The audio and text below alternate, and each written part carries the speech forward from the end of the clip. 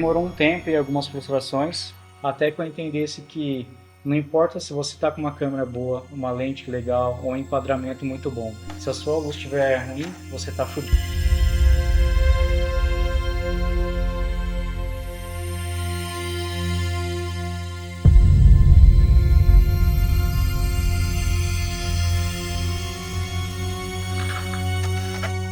Geralmente eu gravo meus vídeos com esses dois 200D, mas antes de ter eles eu usava só esse painelzinho da Yongnuo.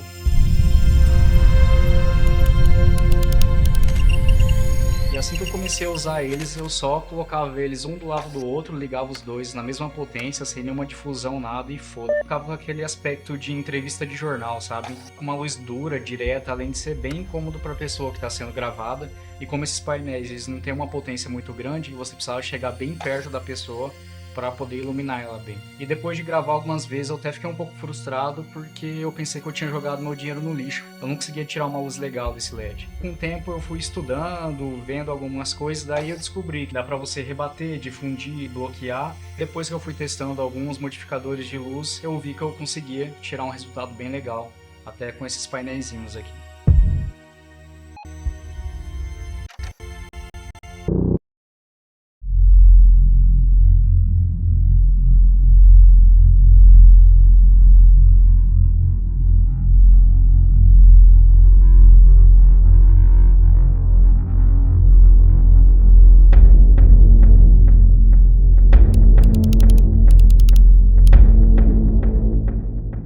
Depois que eu consegui projetar uma luz legal com esse LED, que eu vi que ele estava com uma textura legal, ele estava com uma forma legal, difusa ou direta, eu comecei a prestar atenção na cor. Mesmo eu mexendo na opção de temperatura da luz, ela não tinha um resultado tão legal assim.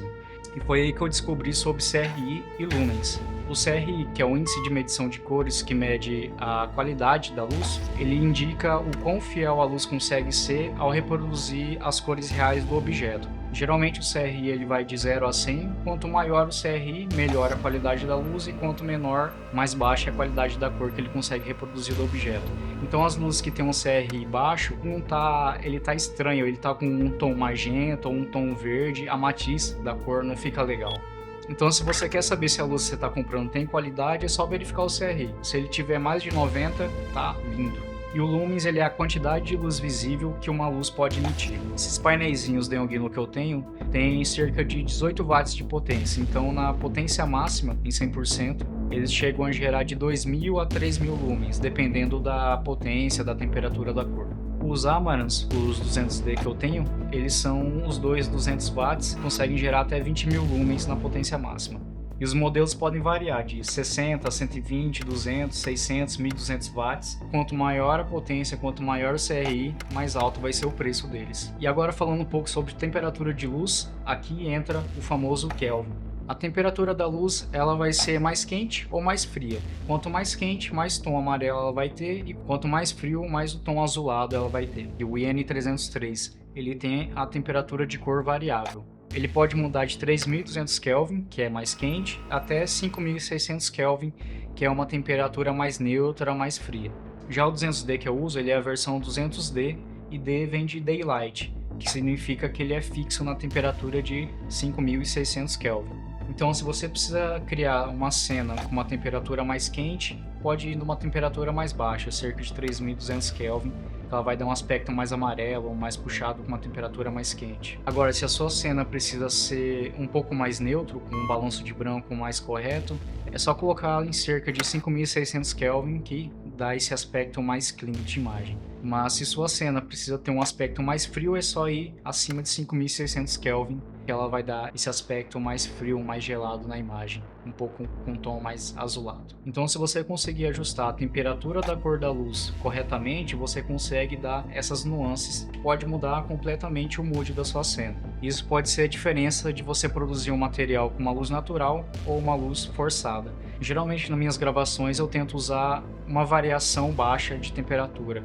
Eu não vario muito de temperatura luz e quente na mesma cena, porque eu acho que fica muito bagunçado a imagem. E o RGB? Bom, isso vai ficar para outro vídeo.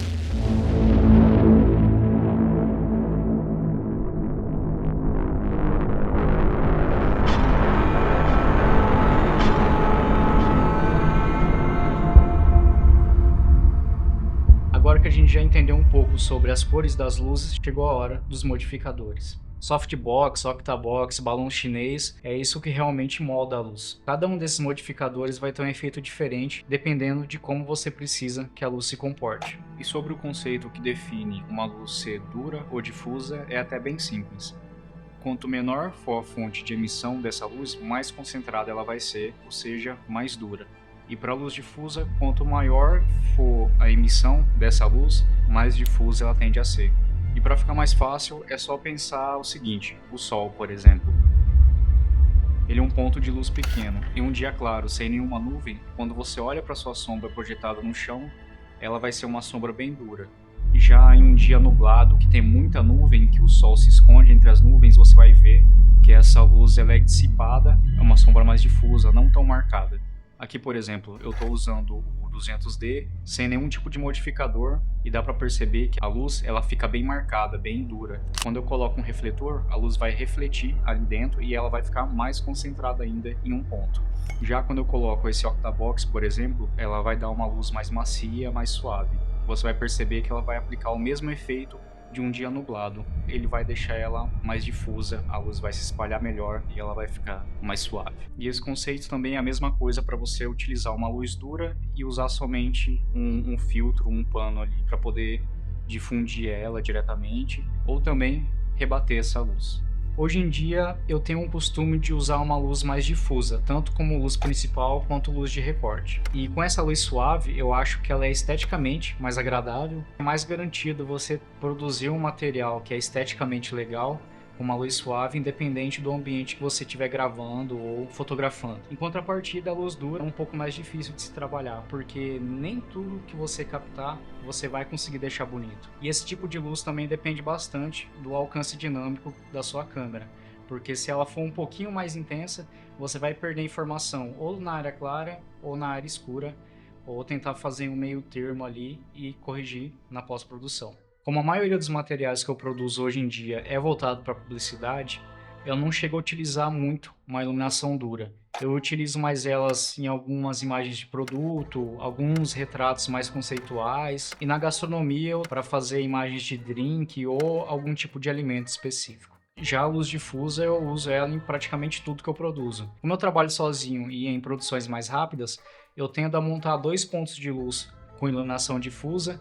A única coisa que eu vou alterar entre eles é a distância e o diâmetro da difusão de cada ponto de luz. E com esses 2 pontos de luz eu já consigo ter um contraste bem legal e uma noção de profundidade bem bacana também, e a cena fica praticamente pronta ali na captação mesmo.